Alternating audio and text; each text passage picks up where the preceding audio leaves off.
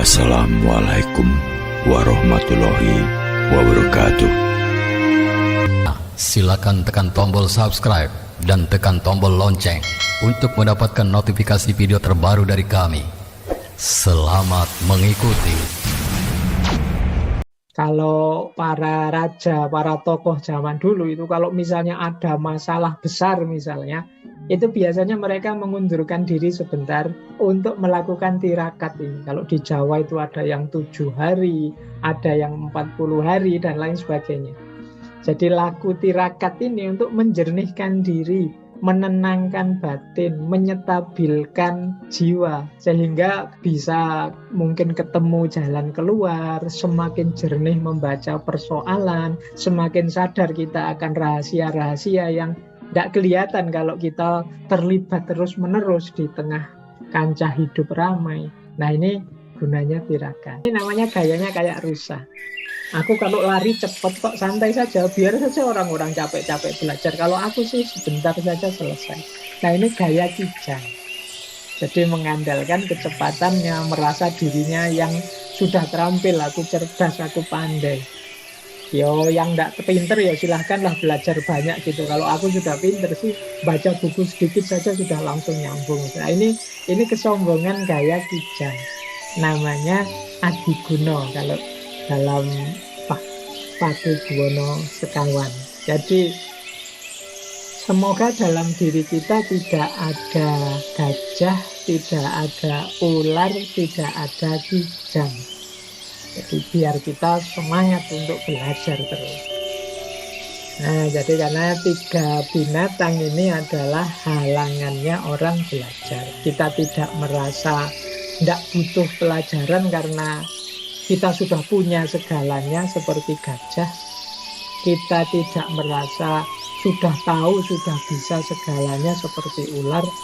Dan kita juga tidak merasa kita ini punya kelebihan, kecerdasan, kepandaian dibandingkan yang lain. Jadi tidak perlu terlalu sungguh-sungguh, terlalu serius seperti yang lain dalam belajar.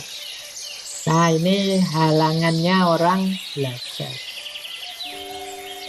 Baik, nah sekarang dimulai tadi lagu yang disebut tirakat. Versinya Pakubuwana, tirakat itu artinya adalah ambanting sariro. Ambanting sariro itu melatih diri dengan keras. Jadi melatih diri dengan sungguh-sungguh. Cegah dahar lan guling. Nah, cegah dahar lan guling itu mengurangi makan dan tidur dalam rangka tirakat. Kalau dalam agama kan ada istilah puasa. Jadi mengurangi makan dan tidur itu dalam rangka apa? Mendidik jiwa. Jadi tidak semata-mata diet atau semata-mata enggak, tapi ini mendidik jiwa kita. Tidur itu kan hal yang paling gampang. Kita tinggal ada tempat, kadang-kadang kepepet pun sambil duduk bisa tidur, itu kan mudah. Makan itu kan sederhana, asal ada makannya masuk. Tapi kalau kita mampu mengendalikan diri, misalnya harusnya bisa tidur tapi aku kurangi. Kalau makan ingin seenak apapun bisa, tapi aku kurangi. Nah, ini kalau dalam agama namanya puasa. Nah, nanti kita akan ketemu banyak manfaatnya. Jadi jiwa yang terkendali tadi akan membawa manfaat besar untuk hidup kita. Jadi kita ini kan sering direpotkan oleh kekalahan kita oleh diri kita sendiri. Jadi kita kan sering mengeluh, Pak, saya itu tahu yang ini baik, yang ini utama, ini luar biasa. Tapi selalu saya tidak bisa ke situ. Selalu kalah oleh dirinya sendiri. Saya tahu kok, Pak, bangun malam itu utama untuk aktivitas-aktivitas beribadah. Tapi kok saya selalu tidak bisa ke situ. Saya tahu kalau melakukan ini itu terpuji, baik di mata Allah maupun di mata masyarakat. Tapi saya kok tidak bisa ke sana. Ini kita selalu kalah oleh diri kita. Nah, latihan paling efektif itu tirakat. Jadi latihan mengendalikan diri. Jadi logikanya mengurangi dan mengendalikan. Kalau seperti puasa itu, kita puasa itu kan mengurangi makan, mengendalikan diri. Hasilnya apa? Buka puasa dan hari raya. Bapak Ibu bisa bandingkan ya, nikmatnya makan saat buka puasa dengan makan malam biasa. Itu kan rasanya beda. Mungkin menunya sama, sama-sama makan malam. Tapi ketika itu buka puasa, nikmatnya jauh. Padahal sama mungkin kuantitas dan kualitas makanannya. Tapi ketika didahului oleh tirakat, puasa tadi, kita merasakan nikmat yang benar-benar makan ketika kita buka puasa. Nah, hidup juga begitu. Hidup itu ketika kita kuasa mengendalikan diri, mengekang diri, itu nanti kita akan ketemu banyak kenikmatan-kenikmatan yang tidak terduga. Jadi ini salah satu rahasia dari tirakat. Jadi mengendalikan nafsu, menenangkan batin, jadi menyetabilkan diri, itu kalau orang Jawa punya rumus tirakat. Kalau para raja, para tokoh zaman dulu itu kalau misalnya ada masalah besar misalnya, itu biasanya mereka mengundurkan diri sebentar untuk melakukan tirakat ini. Kalau di Jawa itu ada yang 7 hari, ada yang 40 hari, dan lain sebagainya. Jadi laku tirakat ini untuk menjernihkan diri, menenangkan batin, menyetabilkan jiwa, sehingga bisa mungkin ketemu jalan keluar, semakin jernih membaca persoalan, semakin sadar kita akan rahasia-rahasia yang tidak kelihatan kalau kita terlibat terus-menerus di tengah kancah hidup ramai. Nah, ini gunanya tirakat. Jadi termasuk tirakat mencari ilmu tadi, belajar. Jadi harus banyak mengurangi makan, tidur, dalam rangka apa? Latihan mengendalikan diri. Jadi logikanya sederhana. Hanya mereka yang puasa yang akan mengalami nikmatnya buka puasa. Hanya mereka yang mampu mengendalikan diri yang akan mencapai kesuksesan hidup secara mendalam. Nah, ini logika yang digunakan saat tirakat. Jadi secara fisik itu mencegah pelampiasan nafsu secara tidak terkendali. Nah, yang pertama itu. Yang kedua, kalau ini laku batin. Kalau di pupuh atau bagian durmo itu dijelaskan begini. Ada pantangan-pantangan umum orang yang melakukan tirakat. Yang pertama, jangan menyombongkan diri. Yang kedua, jangan mencela sesuatu, seseorang, atau pekerjaan. Jangan dicela, apapun itu, termasuk mungkin hal-hal yang kita tidak sesuai, tidak setuju, tidak sesuai, tidak masalah, tapi jangan dicela. Kata Paku Buwono, ora ono panggawe kang luwih gampang kaya wong mamaoni. Tidak ada pekerjaan yang lebih mudah dibandingkan mencela. Jadi mencela itu gampang, karena kita mungkin melihat sesuatu yang tidak cocok dengan kita, terus keluar magian, celaan dari mulut kita. Kita tidak tahu proses yang terjadi di balik sesuatu itu. Kita tidak tahu mungkin hal-hal yang melatar belakangi pekerjaan itu dan lain sebagainya. Misalnya istri kita masak misalnya, terus kok tidak enak ya. Mencela itu kan gampang, tiba-tiba makanan kayak gini kok disuguhkan misalnya. Itu kan paling gampang, tinggal mencela. Padahal kita tidak menelusuri sampai ke belakang bagaimana beratnya orang masak, belanja, dan lain sebagainya. Jadi terhadap apapun, siapapun, atau tindakan apapun, jangan mencela. Nah, kalau nasihat untuk tidak sombong kita sering mendengar, cuma kita jarang dengar jangan mencela. Karena jangan mencela itu bagian dari kemampuan kita menahan diri. Jadi kemampuan kita mengendalikan diri. Sama seperti yang ketiga, jangan tergesa memuji kalau belum jelas kebaikannya, dan jangan memuji berdasarkan kesenangan kita saja. Nah, ini kita juga sulit. Jadi biasanya kalau sudah friend, sudah sahabat, sudah kelompok kita, golongan kita, itu kita pinginnya muji terus. Padahal kan Kita sering diberitahu kalau dipuji orang hati-hati ya, jangan-jangan jadi racun. Loh, kita yang mudah muji ini kita tidak sadar. Kadang-kadang kita ini jadi racun bagi mereka. Kadang-kadang pujian kita yang tidak pada tempatnya membuat orang jadi lambat, membuat orang jadi tidak bergerak lagi, membuat orang mungkin merasa puas, merasa benar atas sesuatu yang mungkin tidak pas. Jadi justru beliau, Pak Kubone menasihati, yuk latihan menahan diri, tidak memaki dan tidak obral pujian yang tidak perlu. Karena kadang-kadang kalau kita itu terlalu obral pujian, mungkin lama-lama orang juga enak juga dengan kita, niten itu, alah mesti basa-basi, alah mesti tidak serius, gitu. Jadi karena kita sendiri terlalu obral, jadi tidak lah ya, yang proporsional saja. Kalau layak dipuji, dipuji secukupnya. Kalau ada yang mau dikritik, ya dikritik, disampaikan ketidaksetujuan kita, tidak lewat caci maki, tidak lewat cela mencela. Nah, ini juga menasihatkan beliau jangan suka di muka tetapi memusuhi di belakang. Nah, ini juga kadang-kadang kan kita merasa, wah orang Jawa itu kadang-kadang tidak kelihatan di depan senyum tapi di belakang maki-maki. Sebenarnya tidak begitu. Jadi Wong Pakubuwono juga menasihatkan, enggak, ya kita harus jujur. Jangan hanya kelihatan indah di bagian depan tapi di belakang maki-maki. Kalau kita memang sayang dengan sahabat kita, saudara kita, teman kita, ya kita tidak akan melakukan pencitraan yang tidak perlu. Kalau kita memang peduli dengan mereka, ya kalau mereka memang tidak cocok, tidak sesuai, ya kita ingatkan meskipun dengan cara yang baik.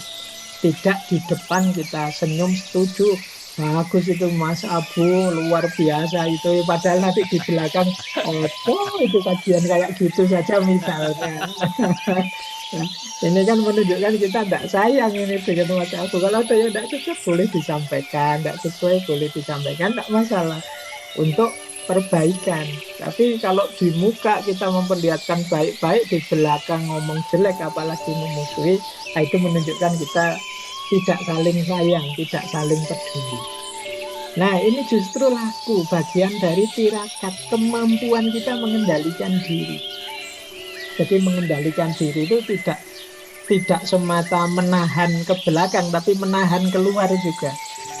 Jadi gimana kita tidak memuji yang tidak perlu, gimana kita menampilkan secara jujur. Kalau memang iya, ya iya, kalau tidak, ya tidak. Kemudian tidak obral celaan, jadi tidak obral gampang mencela. Hari ini kan kita sering terprovokasi oleh misalnya medsos-medsos yang isinya mencela. Kita tidak sadar ikut-ikutan mencela. Nanti ada penjelasan, jangan sampai keruhnya jiwa orang lain membuat keruh juga jiwa kita. Hari ini sering begitu. Jadi orang lain ini keruh sekali, dia isinya maki-maki, tapi cukup di dia. Tugas kita kalau bisa membersihkan. Jangan sampai kita ikut-ikutan jadi keruh. Kadang-kadang kan kita ini ada orang, misalnya tadi contohnya memaki-maki, itu kan menunjukkan kekeruhan jiwa. Karena kita tidak kuat, tidak tahan, kita ikut maki-maki. Padahal semula kita sebenarnya ya tidak concern dengan itu. Nah, ini namanya kekeruhan jiwanya, dia membuat jiwa kita juga jadi keruh. Jadi gelapnya jiwanya dia membuat kita juga ikut gelap. Kita ikut maki-maki akhirnya. Jadi itu seperti kegelapan yang kita tutup lagi dengan kegelapan. Makanya orang Jawa itu punya prinsip yang sangat diyakini, yaitu Suradira Jaya Ningrat lebur dening pangastuti. Suradira Jaya Ningrat lebur dening pangastuti itu kebaikan. Jadi kelurusan itu pasti nanti akan menang atas kejahatan. Jadi segala angkara murka pada akhirnya akan lebur, akan hancur oleh kebaikan. Jadi seperti apapun orang salah, orang buruk, tetap kita yakin mari melakukan yang baik-baik. Pasti kebaikan ini akan menang, akan unggul. Dia akan membuat keburukan akan lebur. Kalau pakai hadis itu ya innal hasanat yuzhibnas sayyi'at. Jadi kebaikan-kebaikan akan menggusur keburukan. Maka Bapak Ibu kalau hari ini lihat di medsos kok banyak yang buruk-buruk, caranya bukan kita tabrak dengan yang buruk yang lain, tapi kita banyakkan kebaikan-kebaikan dari kita. Kalau banyak posting-posting yang merusak, ya kita tandingi dengan postingan-postingan yang positif, mendinginkan, semakin banyak. Itu innal hasanat yudhibna sayyi'at, sura-sura daya ningrat lebur dening pangastuti. Nah ini bagian dari tirakat. Nah ini juga kita dinasehati untuk jangan sok tahu. Jadi ojo kakean sanggup durung weruh tuture angupruk. Jangan mengaku bisa, belum tahu tapi banyak bicara. Nah ini mengkhawatirkan. Jadi berceloteh menganggap dirinya seolah-olah tahu sendiri, merasa banyak orang akan memujanya, padahal yang tahu akan membuang muka. Nah ini menarik ya, kalau kita nanti Bapak Ibu boleh share di Instagramnya masing-masing. Hari ini bisa menyindir banyak orang di medsos, Instagram, Twitter. Jadi tidak tahu ngaku tahu, ngomongnya banyak, padahal dia belum tahu. Seolah-olah hanya dia yang tahu, yang lain tidak tahu. Dia merasa banyak orang akan memujanya, padahal orang yang tahu, misalnya ahlinya yang tahu, itu akan membuang muka. Kenapa? Menertawakan dia. Wong yo bukan ahlinya kok ngomong dan tidak pas lagi, tidak cocok lagi ya. Ini namanya sok tahu. Jadi Paku Buwono Sekawan mengkritik jangan mengaku bisa, belum tahu tapi ngomongnya paling banyak. Berceloteh menganggap dirinya seolah-olah tahu sendiri, merasa banyak orang akan memujanya, padahal yang tahu akan membuang muka. Nah ini menarik ya, meskipun dari zaman Mataram ternyata masih relevan nasihat-nasihat dari nenek moyang kita ini, meskipun zamannya berubah. Ternyata yang berubah itu mungkin hanya fasilitas-fasilitas, media-medianya. Mentalitas orangnya masih banyak yang tidak berubah. Sehingga nasihat-nasihat dari beliau-beliau nenek moyang kita ini masih saja relevan. Baik, jadi orang yang melakukan tirakat ini bukan orang yang sok tahu. Nah, juga di situ ada 4 cacat besar bagi orang yang melakukan tirakat. Yang pertama adalah madat. Madat ini sebenarnya makna letterleknya itu seperti orang candu, seperti orang kalau hari ini mungkin narkoba. Nah, orang madat itu maksudnya orang yang malas, orang yang tidak peduli dengan hidupnya sendiri, orang yang tidak mau ngurusi hidupnya. Jadi hidupnya hancur, hidupnya rusak, dia tidak peduli, nyari enaknya saja. Pada akhirnya dia akan jadi tontonannya orang lain. Jadi ini cacat pertama. Jadi Bapak Ibu semoga tidak punya karakter madat. Karakter madat itu orang malas yang tidak mau ngurusi hidupnya, dan pada akhirnya dia jadi tontonan orang lain. Sumbernya orang lain hibah rasan-rasan tentang kita. Nah, ini karakter pertama, ini dia jadi cacat. Yang kedua main. Main ini cirinya orang judi. Orang judi itu punya 2 ciri. Yang pertama licik. Segala strategi akan dia tempuh asal menang. Dan yang kedua, pada akhirnya dia akan menghabiskan yang dia miliki. Jadi konsumtif. Orang judi ini kan menghabiskan hartanya. Ini cacat kedua, main. Orang yang dilibat dengan permainan, mentalnya pasti mental yang licik. Tidak mungkin dia menjalani tirakat, sama seperti orang madat tadi. Yang ketiga Durjono, atau pencuri, atau maling. maling adalah ya memang letterleknya orang yang ngambil miliknya orang lain. Tapi dalam konteks tirakat, maling ini definisinya adalah orang yang di pikirannya adalah apa yang dimiliki orang lain. Jadi kalau kita sibuknya adalah wah, orang lain sudah punya ini, sudah punya itu, gimana caranya aku bisa dapat itu, gimana. Nah, ini mental seperti maling. Dia tidak puas dengan miliknya, dia menginginkan miliknya orang lain. Kapan aku dapat seperti itu, kapan aku ingin jabatan itu, kapan aku ingin harta itu, kapan aku ingin. Nah, ini mental maling. Jadi kalau yang ada di pikirannya hanya itu, tidak mungkin dia bisa melakukan tirakat mencapai level kemuliaan hidup, memahami rahasia hidup. Nah, itu ciri ketiga. Ciri keempat, mental rentenir. Ya, rentenir ini ya makna letterleknya orang yang riba kalau bahasa agamanya. Tapi maksudnya adalah orang yang cari untung saja, tidak pernah puas. Jadi dalam hidupnya yang penting saya untung, yang penting saya untung, itu saja. Tidak pernah bersyukur, tidak ada titik dalam kepemilikan hartanya. Dia mikirnya aku harus untung terus. Nah, ini gaya rentenir. Jadi orang malas, orang licik, orang yang mencari untung saja, dan orang yang menginginkan yang dimiliki orang lain, ini akan sulit menjalani tirakat. Jadi dalam dirinya ada cacat-cacat besar. Nah, ini yang dipesankan oleh Pakubuwono. Jadi ini bagian dari yang harus kita hati-hati. Nah, Pakubuwono juga memesan dalam surat Urang-Reh itu jangan meninggalkan syariat.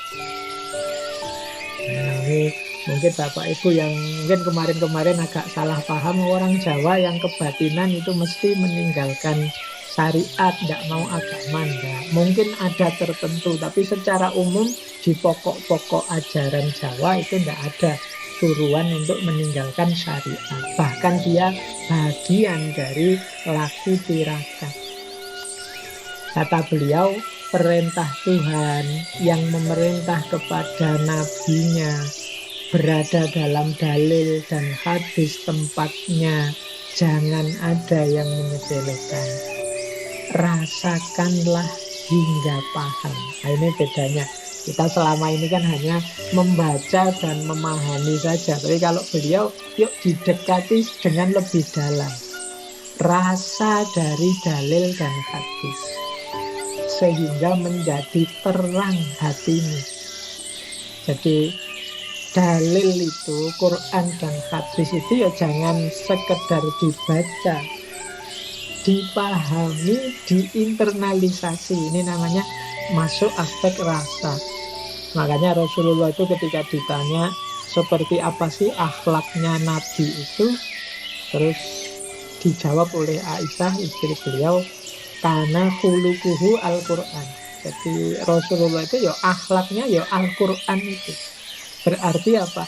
Menghidupkan Al-Quran dalam keseharian. Jadi tidak sekedar memahami dalil, tapi menghidupkan dalil, menghayati dan menjalankannya. Inilah yang dimaksud jangan meninggalkan syariat. Jadi bagian dari kita melakukan tirakat itu ya kita ibadah, tidak meninggalkan syariat. Bahkan di pupuh itu dilanjutkan setelah ngomong tentang syariat, tidak mudah memang manusia itu hidup jika tidak memahami hidupnya. Hidupnya bagaikan seekor kerbau. Bahkan mungkin lebih baik seekor kerbau, karena dagingnya halal jika dimakan. Sementara dagingnya manusia itu kalau dimakan haram. Maksudnya apa? Kita ini kalau hidupnya tidak serius, tidak asal-asalan saja, Ya kita ini setara seperti kerbau saja, kayak binatang. Bahkan mending kerbau. Kerbau itu dagingnya masih bisa dimakan, masih ada manfaatnya. Semales-malesnya kerbau, tidak ada gunanya kerbau itu masih ada manfaatnya dagingnya lah. Kalau manusia, kalau dia males sudah tidak ada gunanya, tidak ada lagi yang bisa diambil manfaat dari dia. Jadi itu sindirannya Pak Kubono gitu. Jadi memang nggak gampang, tidak mudah manusia hidup. Ini namanya gayanya kayak rusa. Aku kalau lari cepat kok, santai saja, biar saja orang-orang capek-capek belajar. Kalau aku sih sebentar saja selesai. Nah ini gaya kijang. Jadi mengandalkan kecepatannya, merasa dirinya yang sudah terampil, aku cerdas, aku pandai. Yo yang nggak pinter ya silahkanlah belajar banyak gitu. Kalau aku sudah pinter sih, baca buku sedikit saja sudah langsung nyambung. Nah ini kesombongan gaya kijang. Namanya Adiguna kalau dalam Pakubuwono Sekawan. Jadi semoga dalam diri kita tidak ada gajah, tidak ada ular, tidak ada kijang. Jadi biar kita semangat untuk belajar terus.